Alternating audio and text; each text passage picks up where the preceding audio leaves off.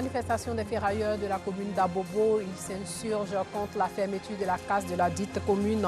Et puis l'ancien secrétaire général de la présidence française sous Nicolas Sarkozy, Claude Guéant, condamné, emprisonné, a été de nouveau condamné vendredi à 1 an de prison, dont 8 mois ferme dans l'affaire dite des sondages de l'Élysée.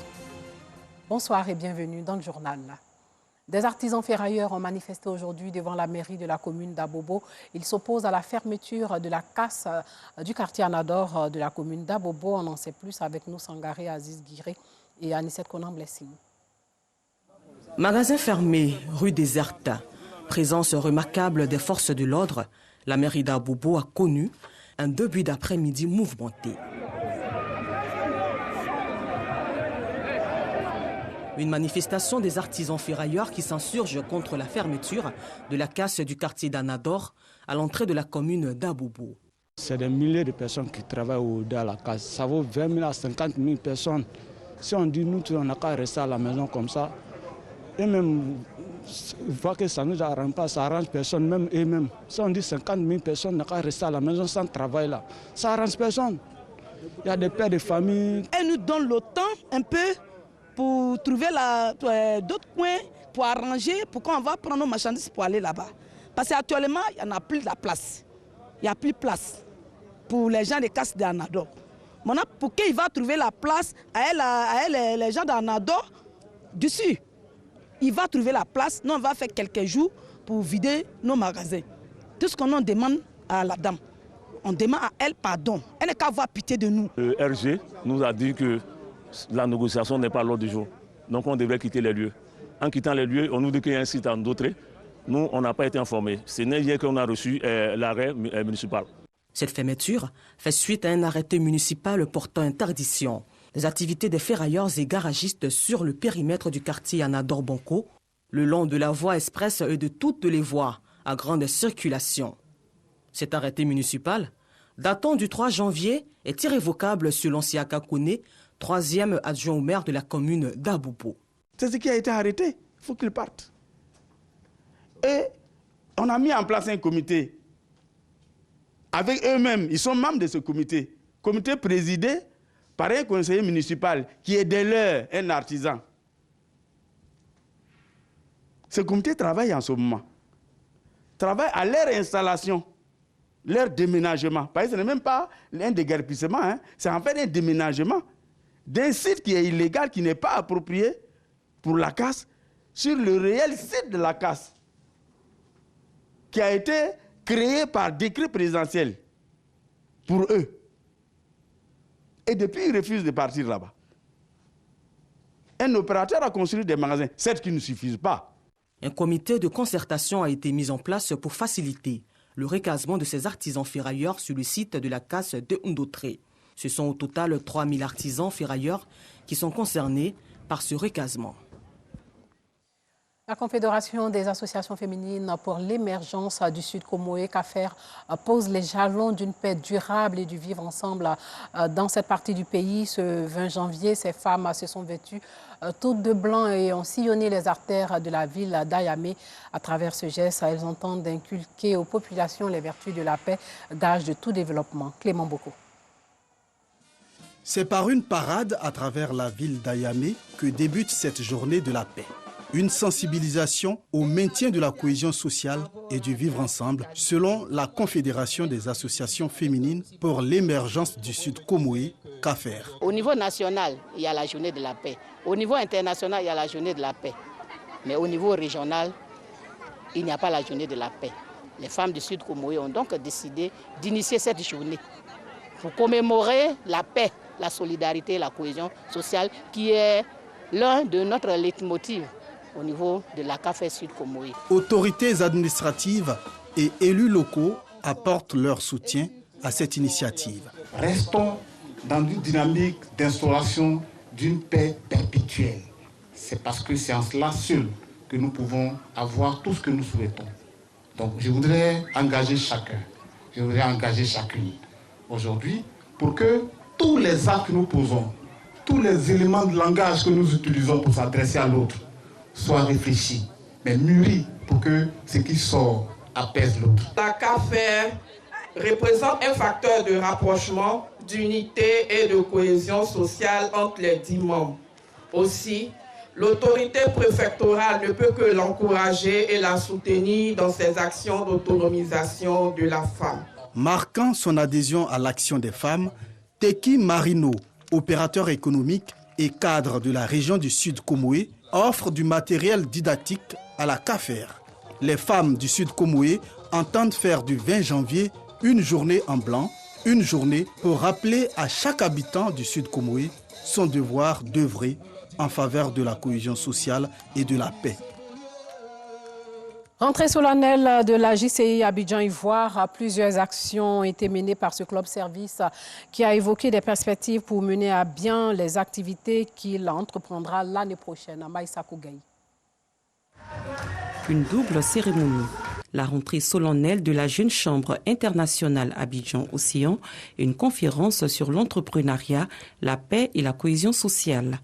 Traoré Yacouba, président fraîchement élu de la Jeune Chambre internationale Abidjan-Océan, a présenté les membres de son bureau les différentes actions qu'il compte mener et le budget adopté pour son nouveau mandat. Il a également sensibilisé les jeunes à entreprendre plutôt que de s'adonner à la facilité. La jeunesse, c'est l'avenir. La jeunesse, c'est elle qui prendra le flambeau. Là, il faut que cette jeunesse-là puisse être bien formée. Voilà pourquoi nous sommes à l'école de la Jeune Chambre, pour nous former, pour pouvoir prendre le relais des mains. Peut-être pourquoi pas mieux faire que nos prédécesseurs ou nos dévancés. Le ministre gouverneur du district autonome du Godjibois, Louis-André Dakouri-Tablé, et le vice-président du Sénat, Germain Olo, ont quant à eux instruit les jeunes sur les notions de paix et de cohésion, tout en les appelant à être des modèles pour les générations futures. Le pays est un pays phare pour la sous-région. Il est important que la jeunesse s'élève et prenne sa part de responsabilité, sa part de bien-être. Parce que c'est ensemble qu'on construit un pays. Ce n'est pas seulement le gouvernement, mais chaque Ivoirien où qu'il se trouve doit se mettre à apporter la contribution à la construction du pays, à la construction de chaque Ivoirien. La Jeune Chambre internationale Abidjan-Océan compte dans les prochains jours mener plusieurs activités humanitaires pour le bien-être des populations. Les tradipraticiens du Worodougou vivant dans la commune de Yopougon prient pour la paix. En Côte d'Ivoire, la paix, socle de tout développement. On en sait plus avec Alassane Pargandrabo et Anissette Konan. Pour les tradipraticiens, c'est indiscutable. La paix est la condition sine qua non à l'histoire de la Côte d'Ivoire. Réunis cet après-midi à Yopougon, kilomètre 17, ils prient pour la stabilité du pays et le maintien de la cohésion sociale. Aujourd'hui, on a décidé on va faire cette cérémonie pour que la Côte d'Ivoire puisse avoir la paix et les dirigeants du pays puissent avoir aussi la santé et le travail qu'ils sont en train de faire, que Dieu les accompagne dans le travail.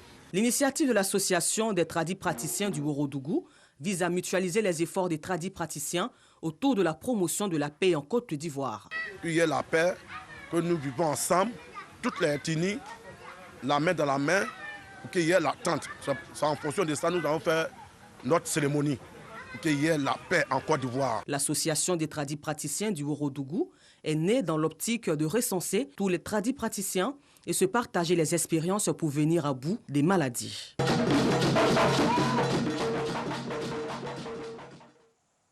Bonne ambiance à l'espace Agora dans la commune de Koumassi. Le match Côte d'Ivoire-Algérie a traîné du monde dans cet espace où les supporters des éléphants ont passé de bons moments. C'était hier dans l'après-midi. Plusieurs personnalités ont aussi assisté à la rencontre qui s'est soldée, comme vous le savez, par la victoire des éléphants.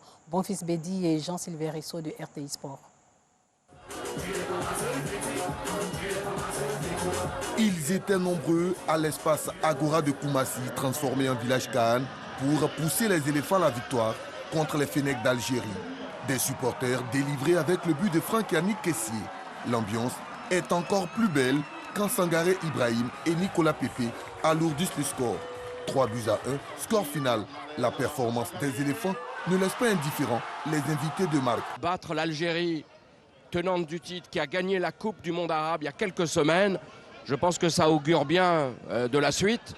La suite, c'est quoi? Il faut gagner 4 matchs, c'est-à-dire le 8e de finale, le quart de finale, le demi-finale Et la finale, et la Côte d'Ivoire, de toute évidence, a tout ce qu'il faut pour gagner cette coupe. Nous avons vu des éléphants comme nous souhaitions les voir depuis le début du tournoi. On a senti la détermination, on a senti une rage de vaincre, on a senti une volonté de surpasser les Fennecs, et c'est ce qui a été fait. Et cela a suscité l'engouement de tout le public qui est venu très nombreux ici à l'Agora de Koumassi. J'amène 203. Chaque fois que nous avons battu les Algériens en groupe, nous sommes arrivés à la finale et nous avons remporté la finale. Rendez-vous le 26 janvier pour d'autres moments de bonheur au village Khan, Agora de Koumassi. Hors de chez nous, sachez que le Mali a rendu aujourd'hui un dernier hommage à l'ex-président Ibrahim Boubacar Keïta, décédé cette semaine, 1 an et demi après avoir été renversé par les militaires. La junte qui lui a succédé et qui tient tête aujourd'hui à une bonne partie de la communauté internationale a organisé dans un camp militaire de Bamako des obsèques nationales sous la présidence du Premier ministre dit de transition, Choguel Kokala Maïga. Le colonel Assimi Goïta, un des leaders du push de 2020 depuis investi président de la transition, était quant à lui absent et près de 2000 personnes, y compris d'anciens adversaires, se sont pressés chez Ibeka pour lui dire adieu. La junte a déclaré un deuil national de 3 jours à compter de ce vendredi. Et puis des djihadistes ont tué 2 personnes et ont enlevé 20 enfants dans l'état de Borno, épicentre de l'insurrection islamiste au Nigeria. Des combattants du groupe État islamique en Afrique de l'Ouest ont envahi le village de Piyemi, hier non loin de Chibok. Et sachez que l'ancien secrétaire général de la présidence française sous Nicolas Sarkozy, Claude Guéant, a déjà condamné et emprisonné, a été de nouveau condamné vendredi à 1 an de prison, dont 8 mois ferme. L'affaire dite des sondages de l'Élysée. 3 des 4 anciens conseillers ou collaborateurs de Nicolas Sarkozy, président de 2007 à 2012, qui étaient jugés à ses côtés pour favoritisme ou détournement de fonds publics, ont également été condamnés, dont Patrick Buisson, alors proche conseiller du chef de l'État, condamné à 2 ans de prison avec sursis et 150 000 € d'amende, et l'ex-sondeur Pierre Giacometti, 6 mois avec sursis et 70 000 € d'amende. Pour finir, sachez que les îles Tonga sont toujours coupées du monde. 3 jours après l'éruption volcanique, des premières images aériennes et satellitaires ont été publiées. Mardi, les dégâts semblent considérables et un premier bilan fait état de 3 morts.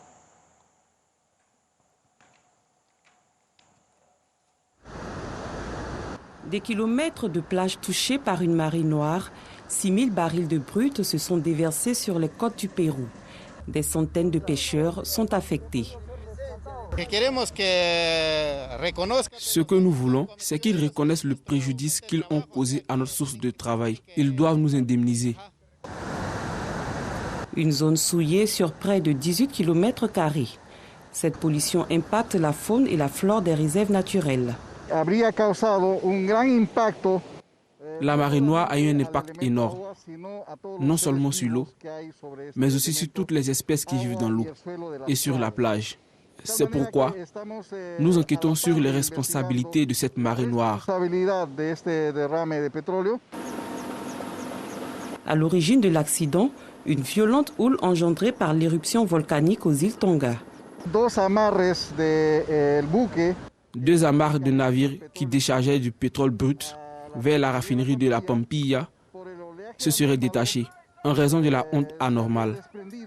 Cela aurait provoqué la fissuration de l'union des tuyaux souterrains ou sous-marins. Le Pérou réclame des dédommagements à la compagnie pétrolière Repsol. L'amende pourrait s'élever à plus de 30 millions d'euros. Voilà, c'est tout pour ce soir. Merci de nous avoir suivis. Portez-vous bien.